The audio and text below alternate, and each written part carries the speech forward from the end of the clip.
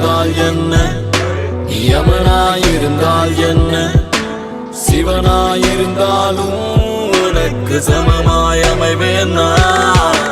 பணமாயிருந்தால் என்ன, நீ பிணமாயிருந்தால் என்ன, நான் உயிரோடு இருந்திடவே எவனையும் உணவாய் உண்டேன் நான்.